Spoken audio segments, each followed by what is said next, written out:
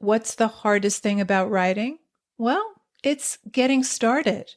Maybe you're having a hard time coming up with a story idea, or you're stuck on where to take your story next. If you want a way into a story or a way through, I have 9 story starters to help you. This free PDF is full of story seeds and prompts to get you going. To download your 9 story starters, go to nancypanuccio.com/start. That's Nancy with an I, Panuccio with 2 C's, nancypanuccio.com/start. So conflict could be confrontation or disappointment. So your character doesn't get the desired reaction or result. It could be suspicion. It could be downright refusal. It could be opposition. But even an ordinary exchange can contain conflict. The character enters the scene wanting something or expecting a certain outcome or response, and then something or someone gets in the way, and at the end of the scene, your protagonist either gets what she wants or not, or gets something she didn't expect.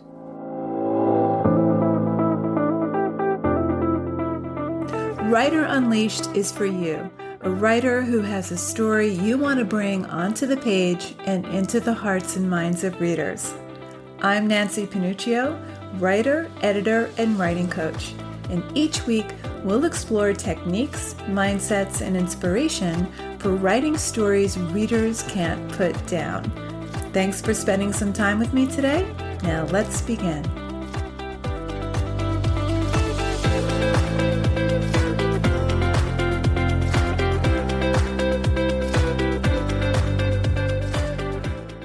All stories since the beginning of time, fables, myths, movies, plays, stories, and novels have involved conflict.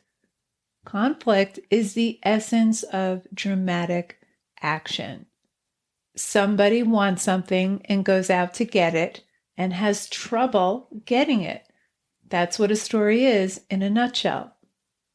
Conflict in story is essential because it creates narrative tension that keeps your readers invested. Here's the thing, readers don't like conflict in real life. We try to avoid it at all costs, and we read to imagine what we'd do if we were in your character's situation. We live vicariously through your character in his or her quest to get something that deeply matters. And we're interested in the struggle to get it. That's where the tension lies. Something's stopping your character from getting it, and every scene will contain conflict or some adversarial relationship as your character goes after the thing they want. So every scene will end with either a win for your main character or a loss. So before we dive into today's episode, let's talk about common mistakes writers make with conflict. Sometimes writers make it too easy for the protagonist to get what he or she wants, and that deflates all the tension and suspense for the reader. And then the reader has no reason to keep reading.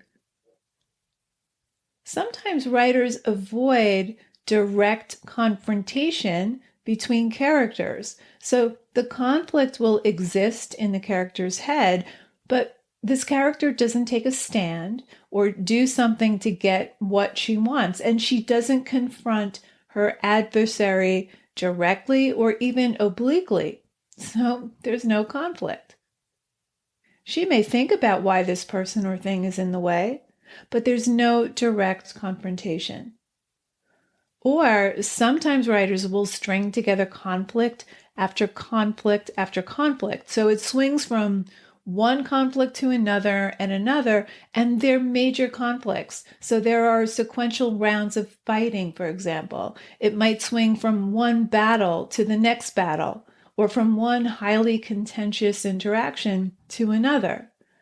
And that's equally as flat as a story with no dramatized conflict. And it wears down the reader. So you want to bring a few moments of rest. Give your story and your reader some breathing room. Allow them to absorb the big conflict that just happened and prepare the reader for the next clash. You do want conflict in every scene or some adversarial tension, but not every conflict needs to be high drama. Don't confuse conflict with a fight or a war or a heated argument. Now, historically, we have stories that deal with the evils of human nature. For example, Shakespeare used deception and poison and murder, so the conflicts were epic and operatic. But stories have evolved a lot, and these days, fiction aims to destabilize the reader's expectations and assumptions. So the antagonist does not have to be bad or evil. The best stories show at least some glimmer of humanity in the opponent. The conflict can be subtle, it can be layered and complex, it can be an ordinary exchange. If character A asks character B a question, and character B looks away without answering, or gives a non-answer, changes the subject, or dodges it in some other way, or lies, that's opposition. It's conflict. If a 12th grader wants to pass his Regents exam, but he's about to pass out from the heat, that's conflict. If Justine is about to give a TED Talk and the person who introduces her pronounces her last name wrong, that's conflict. So conflict does not have to be a fight or high drama. And if your story is inherently high drama, let's say Harry Potter versus Voldemort, you can still bring conflict to every scene without it being an epic battle between good versus evil. Conflict does not have to be violent or epic. So in today's episode, we're going to talk about how to bring conflict into every scene in a way that's more subtle and I think much more effective and riveting than a scene where there's a high-speed car chase or a fight or a heated argument. Those things may have a place in your story, but there are other ways to bring conflict into your story. So the very first thing you want to get clear on is what your main character wants to get by the end of your story. It's got to be a strong need. And then that strong need will be thwarted by a personified antagonist. So there will be a clash between your protagonist and antagonist. Now, by personified, I don't mean the antagonist has to be another person necessarily. It might be a person, it might be an enemy, but it could also be a friend who's trying to convince your protagonist to do something she doesn't want to do. They're not enemies necessarily, they just have conflicting desires. One character wants something that the other doesn't want or doesn't have the courage to give. For example, in Amy Hempel's story In the Cemetery Where Al Jolson is Buried, the narrator wants to give her dying friend the necessary support she wants. Her friend is expecting that and has even arranged an extra bed in her hospital room for the narrator to spend the night. But her fear of facing her friend's death is too much to bear. And at the end, she fails to give her friend the needed support. She doesn't spend the night. She goes home. Eventually, her friend dies, and she deeply regrets that decision to leave that day. But every scene is a version of her trying to give her dying friend the necessary support despite the fear she has of seeing her friend die. Her fear gets the upper hand.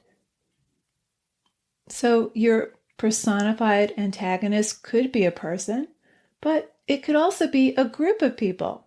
I'm thinking of The Walking Dead, where you have different communities fighting each other for survival. So in each season, there's a new community threatening the main characters.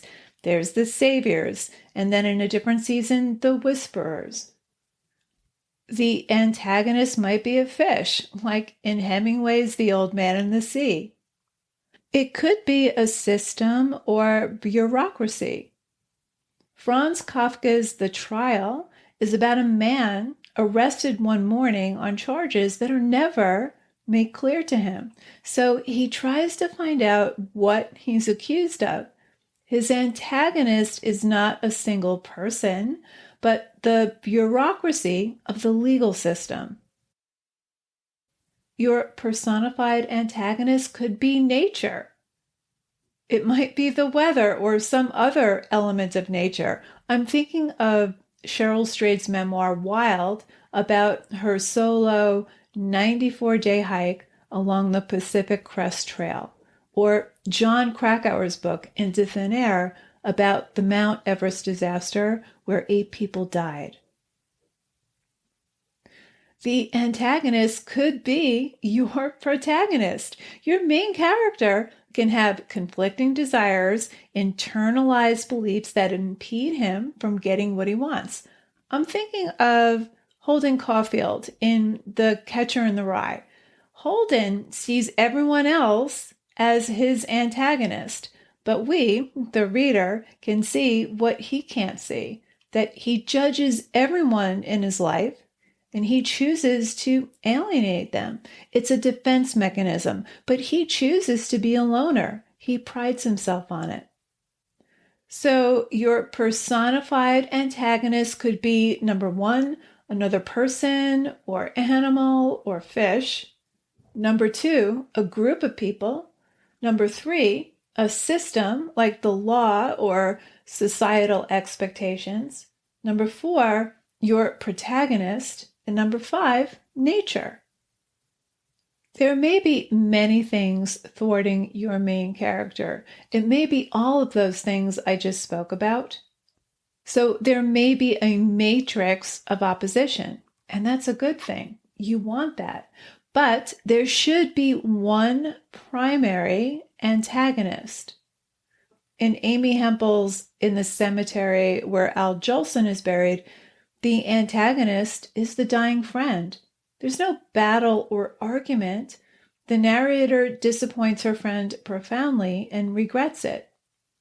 In Anna Karenina, she wants to be with Vronsky, but her husband won't grant her a divorce. He's the primary antagonist.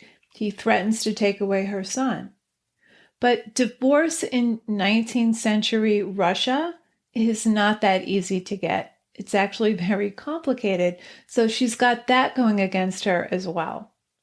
But her main antagonist, her primary antagonist, is her husband. So conflict could be confrontation or disappointment. So your character doesn't get the desired reaction or result. It could be suspicion. It could be downright refusal. It could be opposition. But even an ordinary exchange can contain conflict. The character enters the scene wanting something or expecting a certain outcome or response, and then something or someone gets in the way, and at the end of the scene, your protagonist either gets what she wants or not, or gets something she didn't expect. Here's an example from Margaret Atwood's novel, Cat's Eye. So the novel is about Elaine Risley. She's a painter who returns to her hometown of Toronto, where she grew up, for a retrospective of her art. Now, the novel is written mostly as flashback, as Elaine reflects on the events of her childhood that shaped who she is in the present. Here's a brief scene. I write the final grade 13 exams, subject after subject, day after day, sitting at a desk in the gymnasium. The leaves are fully out. The irises are in bloom. There's a heat wave. The gymnasium heats up like an oven, and we all sit in there, superheated, writing away, while the gymnasium exudes the smell of bygone athletes. Several girls faint.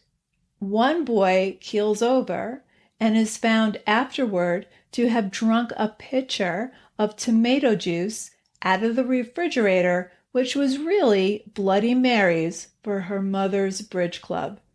As the bodies are carried out, I scarcely look up from the page. Okay, there's more, but so far the conflict is subtle. So what does she enter the scene wanting? Well, she wants to do well in her final exams. Here's the conflict, though. The kids are passing out. Now, she's aware of this. It's very hot, but she won't let that stop her from acing her exams. The gymnasium is super hot. Kids are fainting. One boy keels over. Bodies are carried out. She scarcely looks up from the page. Here's the rest of the scene. I know I'll do well in the 2 biology exams. I can draw anything, the insides of crayfish ears, the human eye, frog's genitalia, the blossom of the snapdragon in cross-section. I know the difference between a raceme and a rhizome. I explicate photosynthesis. I can spell Scrophulariaceae. But in the middle of the botany examination, it comes to me like a sudden epileptic fit that I'm not going to be a biologist as I have thought. I am going to be a painter. I look at the page where the life cycle of the mushroom from spore to fruiting body is taking shape, and I know this with absolute certainty. My life has been changed soundlessly, instantaneously. I continue my explication of tubers, bulbs, and legumes as if nothing has happened. So she enters the scene wanting to do well on her exams. She does. It's a win, despite kids passing out, despite the heat. But the bigger win here is her realization that she's not going to be a biologist, as she thought. She's going to be a painter. So it's a small scene, but it's a pivotal moment because, of course, we meet her in the present as a painter returning to her hometown for this retrospective of her art. So it's significant. It's a moment of realization.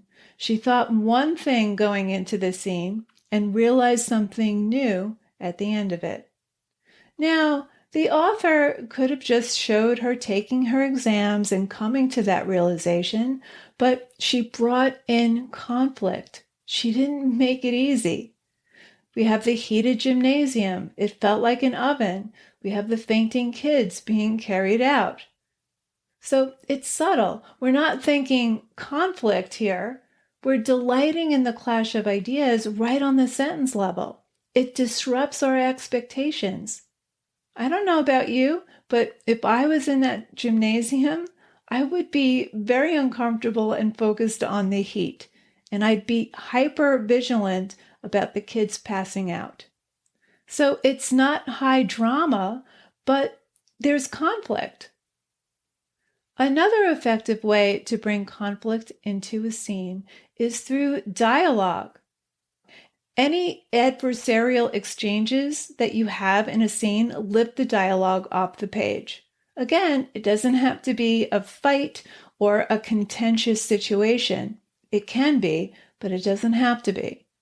Character A wants one thing, character B wants something else. Here's a short scene between the protagonist, Elaine, and her main antagonist, Cordelia, from Cat's Eye. You coming out to play? Says Cordelia. on our way home from school. I have to help my mother, I say. Again, says Grace. How come she does that so much? She never used to do it.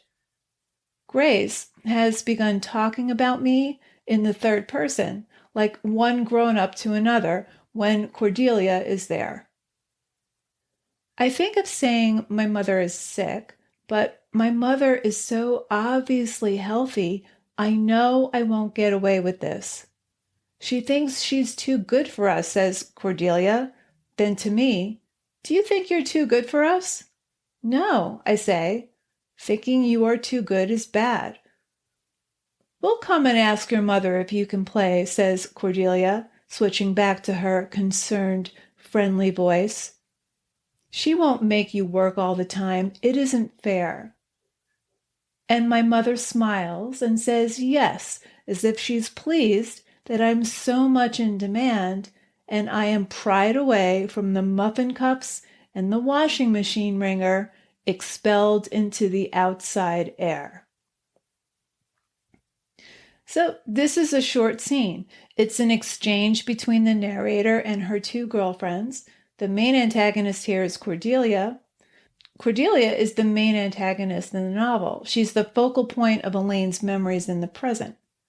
Now, on the level of scene, the conflict is pretty simple. Elaine doesn't want to go out to play after school. She wants to stay home. Her friends, though, and in particular Cordelia, challenge her. Cordelia doesn't believe her or accept her excuse, and then finally asks Elaine's mother herself. So it's a defeat for Elaine. It's a minor loss, but it's a loss. So conflict can be confrontation, disappointment, suspicion, refusal, or opposition, but even an ordinary exchange can contain conflict. So there will be loss or small defeats. There's minor victory or major victory. In the scene with Cordelia, Elaine had a small defeat. It was a small defeat, nothing major. In the scene in the gym, it's a minor victory that she finished her exam in the heat in the fainting students, but it's a major victory that she realizes she wants to be a painter, having thought she had wanted to be a biologist all this time.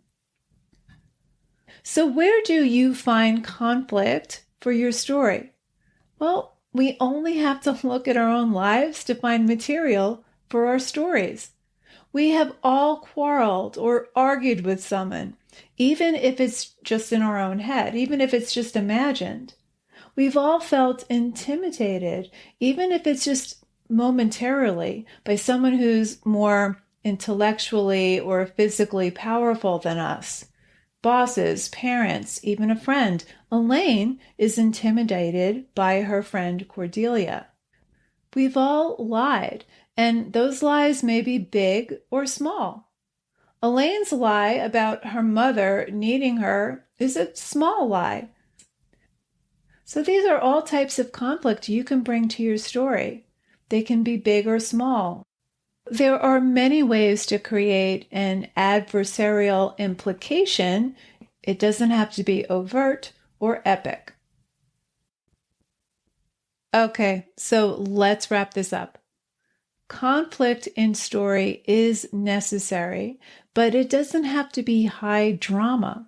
Ideally, conflict is personified in a protagonist and an antagonist.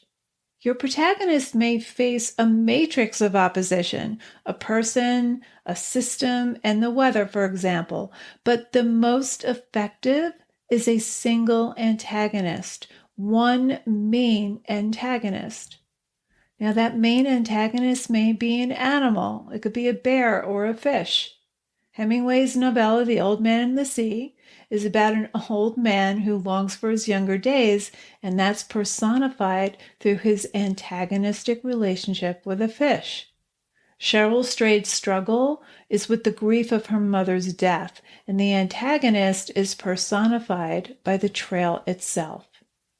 Anna Karenina longs for true love. She's in a cold, loveless marriage, and her desire is for Vronsky, but her main antagonist is personified in her husband. Yes, there are other oppositional forces at play, but her main antagonist is her husband. In Cat's Eye, Elaine's main antagonist is Cordelia. Conflict can be confrontation, disappointment, suspicion, refusal, or opposition. Even an ordinary exchange can contain conflict. Every scene should ideally have some element of conflict or some adversarial implication. For example, taking exams in suffocating heat. That's conflict. Or trying to get out of coming out to play with friends by lying. So think about how conflict shows up in your life and bring them into your story. Do any of your characters envy other characters? Do they quarrel or disagree? Do they lie? Do they flat out refuse a request? Do they ignore someone or something? Conflict is everywhere. It's in the big moments, but it's also in those small everyday moments. So bring them into every scene. And remember, conflict does not have to be high drama all the time. So there you have it. Thanks for hanging out with me today. And if you know any writers who need some support in their writing, please share this episode or the Writer Unleashed podcast in general. And if you love what you're listening to, subscribe on your favorite listening platform and please leave me a review. Reading how this podcast impacts your writing truly lights me up and helps me create topics for the show. Till next time, keep writing, and I'll talk to you soon.